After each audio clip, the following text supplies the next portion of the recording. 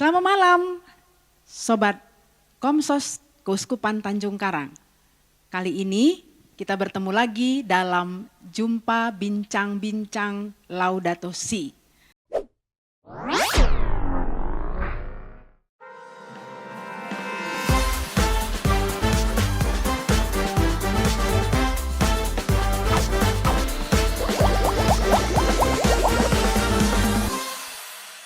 Nah, saya kira kita semua tidak asing lagi dengan kata Laudato Si.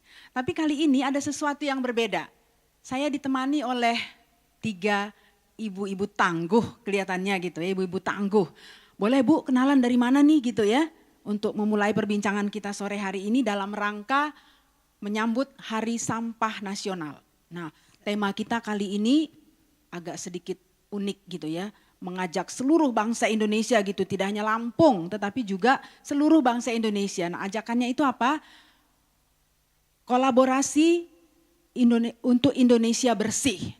Jadi kayaknya Indonesia ini sudah tidak bersih, Bu. Bersih dari mana gitu ya, bersih dari sampah mungkin kali ya, karena ini kita menyambut Hari Sampah. Nah, sebelum kita memulai bincang-bincang kita, mungkin baik kalau kita berkenalan dulu. Silakan Ibu, dari mana, siapa namanya, dari mana, dan dari kelurahan mana mungkin? Assalamualaikum warahmatullahi wabarakatuh. Waalaikumsalam. Tabi pun. Ya pun. Nama saya Zurian Kumari, tapi ibu-ibu suka panggil saya Kokom. Ibu Kokom. Iya. Baik. Saya dari Kelurahan Gunung Terang dan dari organisasi GOW, Gabungan Organisasi Wanita. Gabungan Organisasi Wanita, berarti gabungan. Berarti Ibu sendiri dari mana kelompoknya? Kan bergabung nih sama GOW gitu. Benar. Tapi dari mana? Dari PKK kah? Atau dari kelompok dari apa? Wanita Seandanan. Wanita Seandanan. Apa itu Bu, Wanita Seandanan itu? Dari suku-suku Lampung. Oke, dari suku Lampung. Salah satu dari suku Lampung. Iya. Oh, benar. itu kelompok Ibu, tetapi Iya. gabung di GOW gitu ya. Baik, terima kasih Bu Kokom tadi panggilannya ya. Iya. Makasih Bu Kokom. Selamat datang di bincang-bincang kita kali ini. Sama. Baik, mungkin Ibu atau yang mana nih? Boleh. Selamat sore saudara-saudaraku terkasih. Tabi pun. Ya pun. Saya Trisna Ningsih, biasa dipanggil Bu Carlos. Saya dari Wanita Katolik RI DPD Lampung. Banyak salam dari Ketua Presidium karena beliau mengutus saya tidak bisa hadir di sini. Kebetulan ada kegiatan yang di luar. WKR itu masuk di GOW juga enggak Bu? Juga termasuk di dalam masuk. GOW. Jadi yang di Bandar Lampung masuk di Gabungan Organisasi Wanita yang Bakorcap. Tetapi yang di DPD masuk di BKOW. Badan ya, Koordinasi Wanita, Organisasi Wanita. Ya, jadi sudah mengkoordinasikan semuanya. Waduh, di sini semua ternyata wanita itu punya organisasi gitu ya. Artinya tidak mau berjalan sendiri Bu ya. Bergabung bersama-sama lalu melakukan sesuatu bersama-sama gitu ya. Nah, ada satu lagi nih Ibu, silakan Bu, boleh berkenalan. Assalamualaikum warahmatullahi wabarakatuh. Waalaikumsalam. Nama saya Mas Ruro, biasa dipanggil Ibu Mas. Ibu Mas. Ibu Mas, oke. Saya dari PKK Labuhan Ratu. Saya juga ikut kader Posyandu. Kader Posyandu, Iya. wah menarik sekali nih nanti bicara soal sampah gitu ya. Iya. Apa hubungannya Posyandu dengan sampah kali ya gitu, nanti kita obrolin ya Bu ya. Baik, oke. Nah, luar biasa, terima kasih sekali lagi boleh hadir di bincang-bincang kita kali ini gitu. Dan bincang-bincang kita mungkin kali ini tidak spesifik soal Posyandu atau juga suku Lampung gitu ya, tetapi lebih kita berbincang kali ini untuk isu sampah gitu Ibu ya. Nah, pertanyaan saya yang pertama pada Ibu Mas. Bu, Posyandu tadi ya, kegiatan Posyandu. Apa kira-kira yang bisa Ibu ceritakan tentang Posyandu hubungannya dengan sampah? Bisa nggak cerita sesuatu? Mungkinkah dari Posyandu itu kegiatannya ngapain? Apakah itu juga menyangkut misalnya ada sampah di sana, ada produk sampah di sana ketika melakukan kegiatan Posyandu? Ada. Apa itu bentuknya, Itu Bu? biasanya kita kalau dalam posyandu itu ada makanan. Makanan kemasan? Iya, makan yang Misalnya boleh tahu? misalnya itu susu. Susu. Susu yang biasa diminum Pakai balita. kemasan itu, Iya. oke. Terusnya teropom. Stereofoam. Ada. Tempat makan Tempat makan biasanya kan yang dibagi ke anak-anak. Pakai styrofoam ya. Iya, cuman Oke. dalamnya kan ada nasi, cuman pakai teropom gitu. Jadi posyandu ternyata juga menjadi sumber sampah gitu ya Bu ya. Tidak bebas ternyata gitu ya. Padahal kita mengedukasi anak-anak gitu ya untuk memberi makan bergizi buat anak-anak, tapi masih juga menjadi salah satu sumber dari sampah kita gitu ya, dari posyandu. Bisa dibayangkan ada berapa posyandu di Indonesia gitu ya. Dan kita kalikan saja gitu ya berapa sampah yang dihasilkan. Posyandu itu berapa kali seminggu Bu? Atau sebulan sekali? Posyandu di tempat saya sebulan sekali. Sebulan sekali posyandu. Iya. Ada berapa kira-kira biasanya Bu? Ada berapa posyandu maksudnya? Bukan, anak-anak yang dilayani.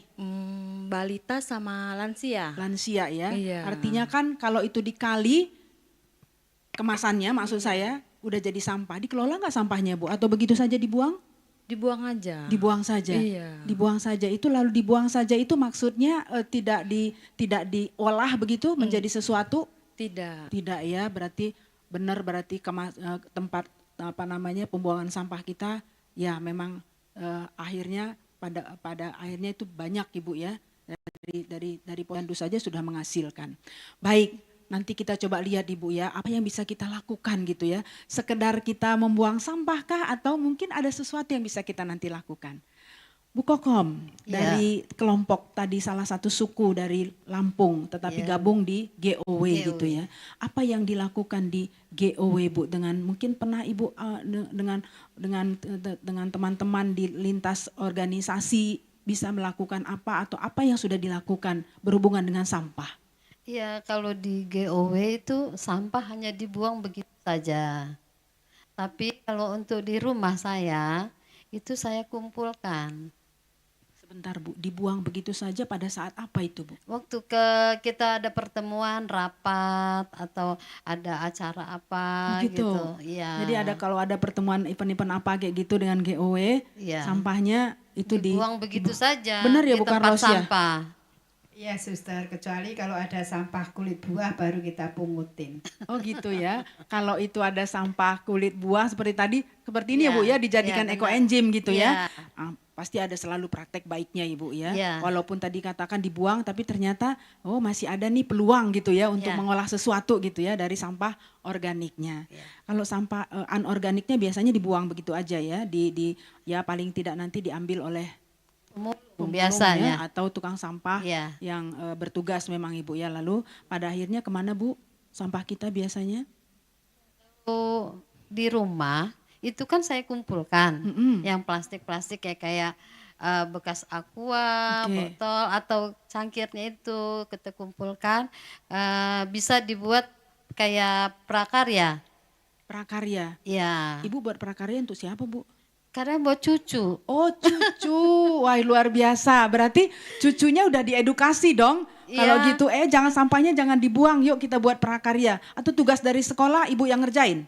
Enggak, iya kan kita ajarin aja. Oh, diajarin, Bu, ya? Diajarkan aja cucunya. Oke, nah. Ini dari ini bisa bikin vas bunga. Oke, seperti ini Bu ya, seperti Ya, ini benar. rumah-rumahan ada Ya. bunga seperti ini. Oh itu yang Ibu ajarkan juga Ya. di rumah bersama dengan cucu ya Bu ya. Ya. Wah luar biasa, berarti Ibu sudah mengedukasi generasi muda Bu untuk peduli sampah. Paling tidak mereka punya inspirasi, oh nanti sampah ini mau dijadiin apa, bisa dibuat apa gitu ya. Seperti yang kita bisa lihat di hadapan kita gitu. Iya. Keren banget, keren. Lanjut Ibu ya, bagaimana mengedukasi cucu Siap. di rumah. Kalau perlu cucu tetangga, itu juga Saya dikumpulin beneran gitu ya. punya anak binaan juga. Oh, anak binaan. Binaan itu artinya sosial. Mm-mm. Nah itu kan nanti Pernah diajak untuk melakukan seperti ini? Sebagian ada yang saya ajak. Karena kalau untuk semuanya itu penampungan belum bisa.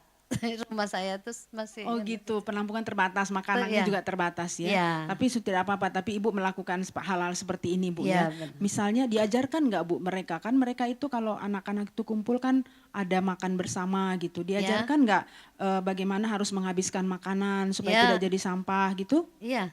Diajarkan Ibu ya, Iya. wis hebat Ibu. Nenek yang baik buat cucu-cucu. Karena sebenarnya itulah yang harus kita lakukan untuk menyiapkan supaya nanti generasi muda kita itu punya lingkungan yang baik Ibu. Iya. Kita sebentar lagi sudah kemana Bu kira-kira? Enggak. Ke alam baka, betul. Yang sisa adalah mereka-mereka yang masih muda-muda. Maka kita yang harus menyiapkan untuk bagaimana mereka supaya punya yang namanya satu tempat, satu situasi, satu keadaan yang betul-betul membuat mereka nyaman kan Ibu ya. Iya. Karena kita mungkin tidak mencicipi nanti, tetapi mereka lah yang akan menikmati. Baik, terima kasih Bu Kokom untuk sharingnya. Ya, Bu sama. Carlos di Ya, Sister. WKRI Bu, boleh cerita Bu apa yang dilakukan dengan sampah ini? Kalau kami sudah hampir 14 tahun yang lalu itu sudah sosialisasi dan sudah menerapkan BBM. Apa itu Bu? Jadi itu membawa botol minum.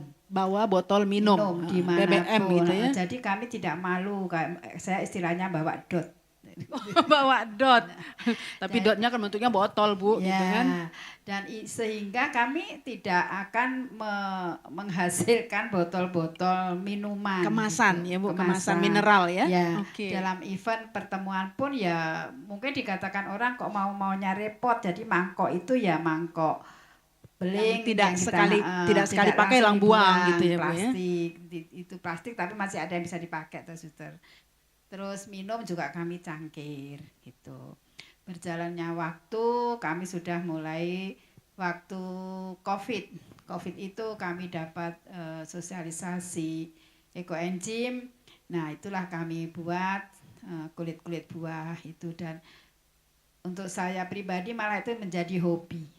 Wow, sudah keren banget ya jadi hobi. Jadi dimanapun Oke. kami ketemu Tidak malu makan, ngumpulin enggak. sampah Bu, apa Di sampah organik gitu? restoran, organisasi, bahkan beli nasi Luar kotak biasa ya pun, Bu ya. kalau mau kita pesen jus, bisik-bisik kulit buahnya untuk saya ya gitu. Tapi disuruh beli nggak Bu? Ya. Kulit buahnya disuruh beli nggak? Enggak, Jangan-jangan mereka malah dihargai dengan juga senang gitu ya? hati, Oh dengan dan, senang hati. juga untuk kalau kita buat banyak otomatis kan butuh kulit-kulit buah banyak, karena kalau di rumah itu khususnya di tempat saya itu hanya bisa memproduksi sampah yang untuk ekoenzim itu paling kulit jeruk, kulit pisang sama kulit pepaya, yang lain ya. sedikit-sedikit Buah-buah gitu. lokal kita Buah Bu, ya. lokal gitu. Terus kalau mau membuat yang banyak minimum 5 kilo, apa maksimum saya selalu buat 5 kilo gula merah atau 3,5 kilo gula merah, itu kan butuh kulit buah sekitar 4,5 kilo atau 15 kilo. Nah itu Oke. saya mulai mendekati tukang. Menarik Bu, tadi Bu bilang 14 tahun sudah memulai dengan isu sampah ini, dimulai dari BBM tadi gitu. Pertanyaan saya Bu, apakah semua sudah merata, misalnya anggota WKRI itu sudah rata-rata paling tidaklah mungkin tidak 100% tapi mungkin udah berapa persen kira-kira sadar akan hal itu Bu? Mengingat 14 tahun ini loh, Kalau cukup panjang. BBM itu kami awalin dengan kongres waktu itu.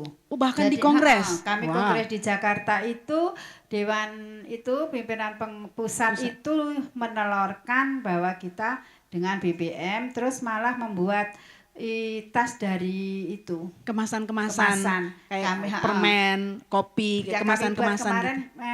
minyak goreng, jadi kita kemasan bawa minyak lah. goreng. Ya ada tulisannya tropical, ada tulisannya bemoli. Gitu. Tidak malu Bu? Enggak, Mau suster. menganteng-tenteng Enggak, begitu? Enggak tahu ya, mungkin karena Atau saya, atau malah bangga?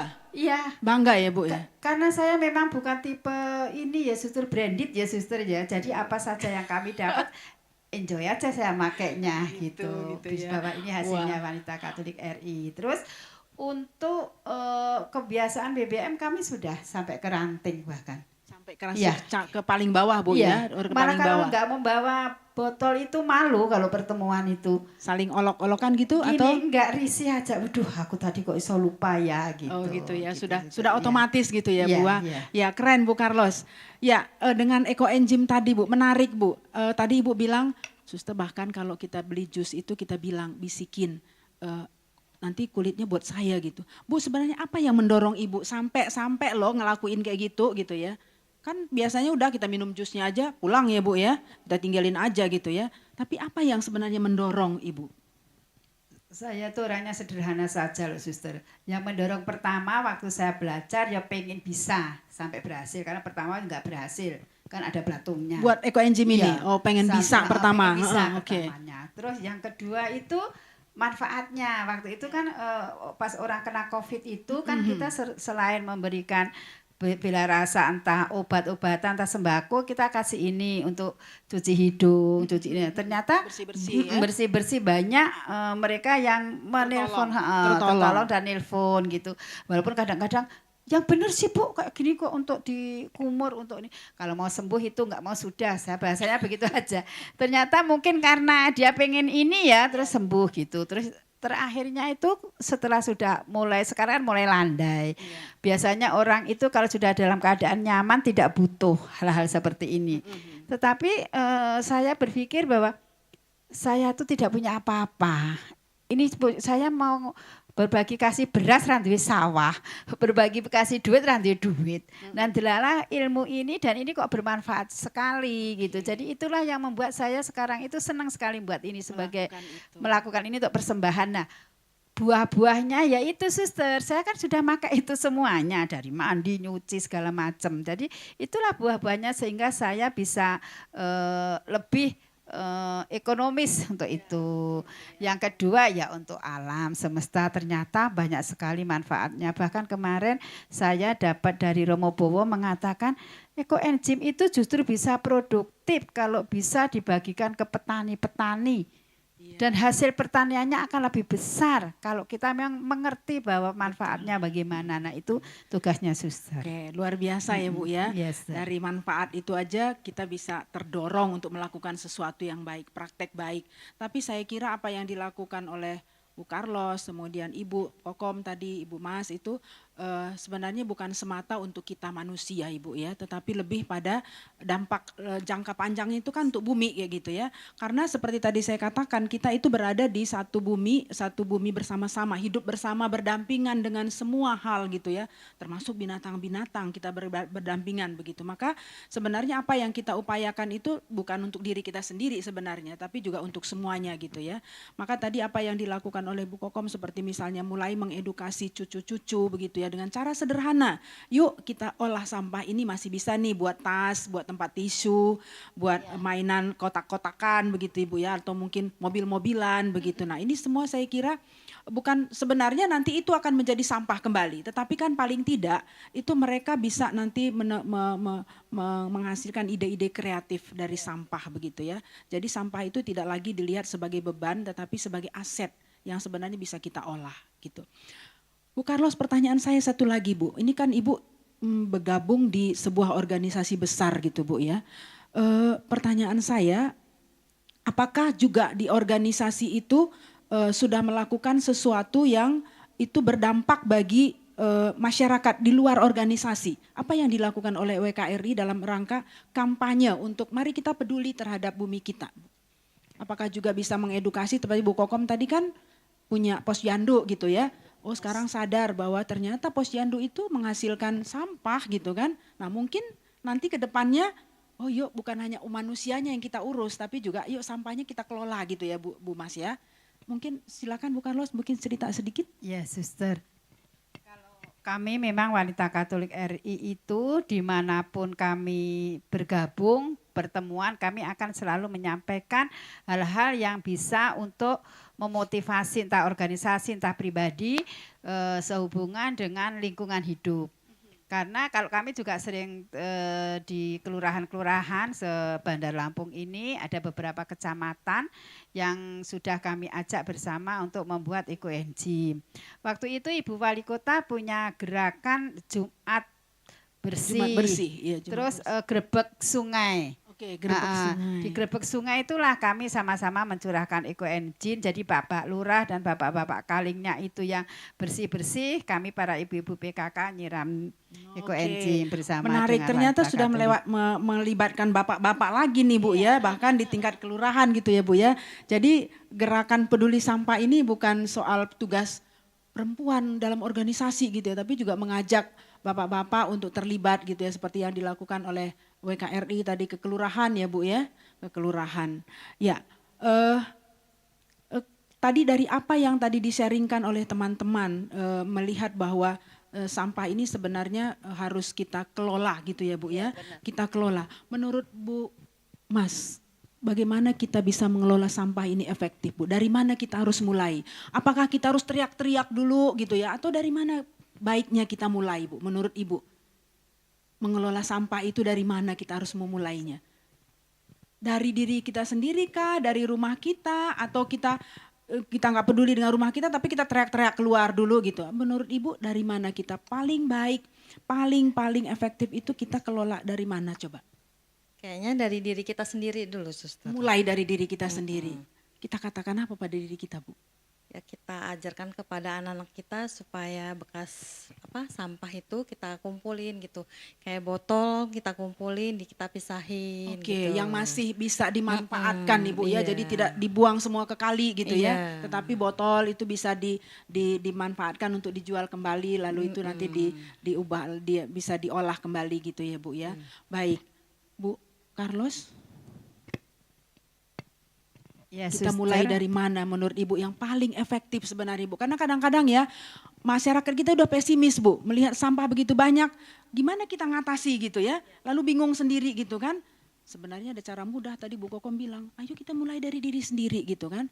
Ibu? Ya Suster, apapun itu berawal dari diri sendiri, terus dari keluarga kita, karena kebersihan itu kan salah satu dari iman. Ya, dengan kita menjaga bersih diri, otomatis kita juga bisa melihat hal-hal yang tidak bersih, hal-hal yang berserakan di luar itu akan kita pungutin.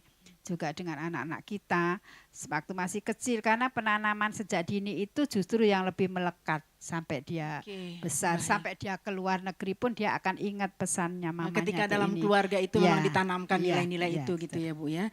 Jadi sebenarnya menarik, saya tadi dari menangkap ini mengambil satu kesimpulan Bu.